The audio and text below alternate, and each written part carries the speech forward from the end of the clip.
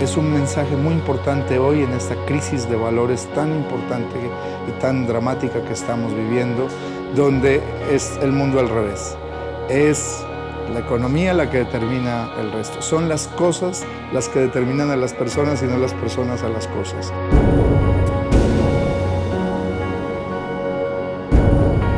No hay que esperar que el poder pueda transformar las cosas. Las cosas se transforman de abajo hacia arriba, de adentro hacia afuera.